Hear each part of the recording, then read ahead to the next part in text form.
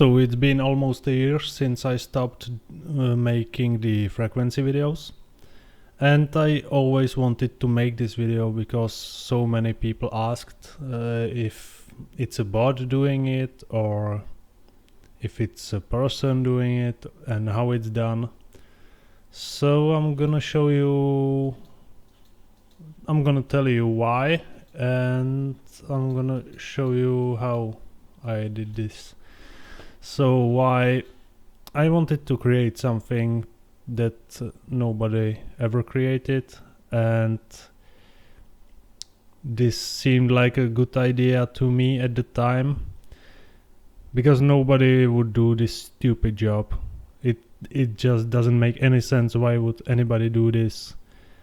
And I wanted to make it basically universal, so it doesn't matter where you're from and whatever, everyone understands frequencies.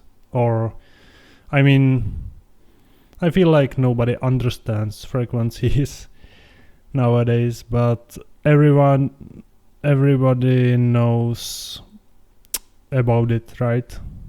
So many people talked about their tinnitus, which I didn't know the word before, when you have the ringing in the ear. So it taught me a lot of things, this project, but the main reason why was I wanted to create something that's never been done and probably never will be recreated because of the reason I stated, how stupid it is. Nobody would do this. And how I basically had files, I created files with each and every one of frequency, and it's so many I couldn't check if they are the right frequencies, right? If I would double check everything, it would take me like twice as much time to do, so it would be 5 years instead of 2.5. So I didn't double check, and it backfired because most of the frequencies actually is not true. I wouldn't say the project is pointless, it just the video titles and frequencies are misleading. That's why I put the disclaimer there when I discovered it. And it was pretty late. It was, I don't know if it was 4,000 videos in or 24,000. I don't remember exactly. I think it was around 4 or 24, but I don't remember. So yeah, and I had these files set up, and then I created my own font because I wanted it to be 100% my creation. So the font is custom, and it's basically just, you can create any font you like. It's just hand draw font. So what's interesting to me was when creating the font, you couldn't actually create any digits, if I remember correctly. So I had to put the digits that I needed from 0 to 9. I had to put them on letters.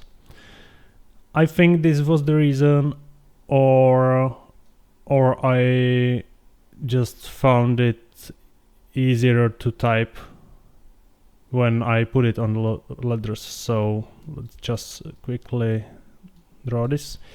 So 0 was, let's start from 1. 1 for me was Q, 2 was W, and then I went basically on the keyboard to the right. So it was like this. I have to look at the keyboard because I don't know what's next. And 0 was P. 0 was the last. But what happened was, in the font creation, what you could do is when you typed more letters together, it was a different character. So there was like, I don't remember exactly, but like when you type, right, when you type E, it looks like this, or like this maybe, but the letters look different, right? When you type, when it's from O, when you type E from O, it looks like this. So there was this option you could do, and I'm an idiot and I did it. I just fill it up with like random stuff like this, just to have it done. And what happened was, when I typed then two letters together, maybe EE, when I wanted to type 33, it was EE for me.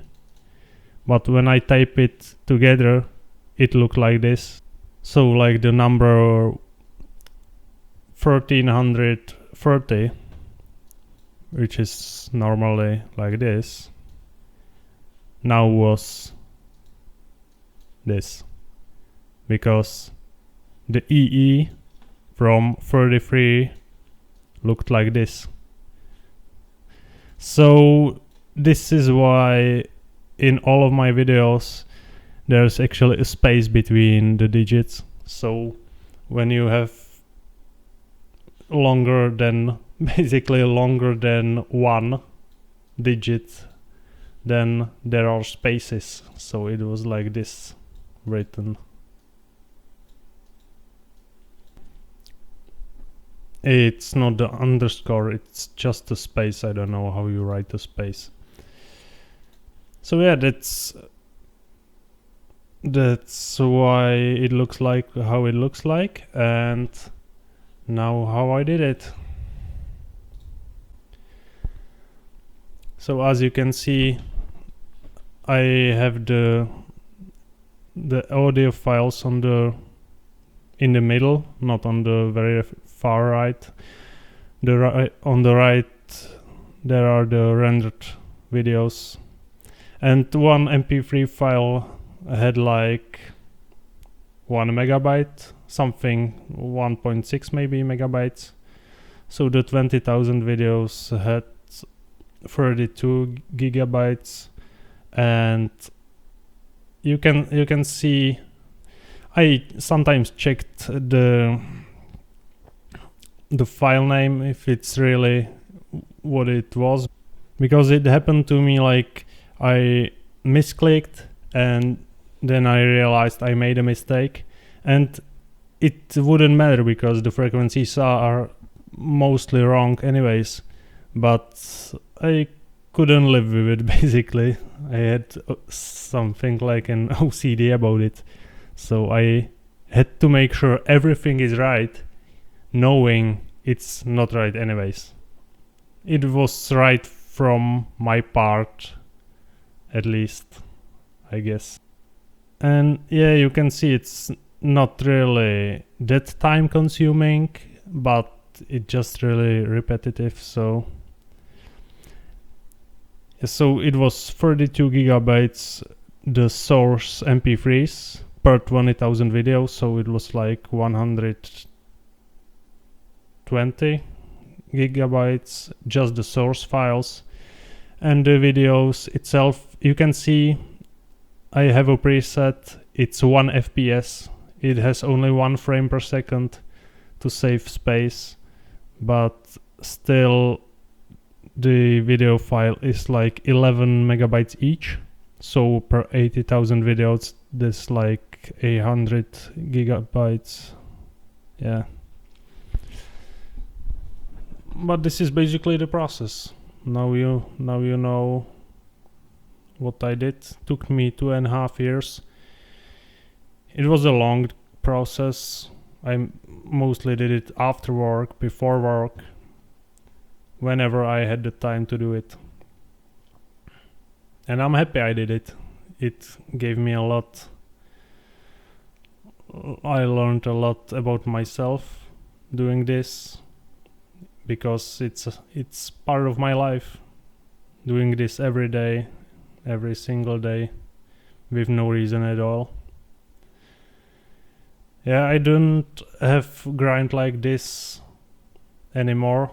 I rather focus on my real life stuff, which I sometimes talk about in my videos, just trying to be better person and improve myself in all kinds of stuff. So yeah, this is it. I hope you enjoyed this little story. Bye.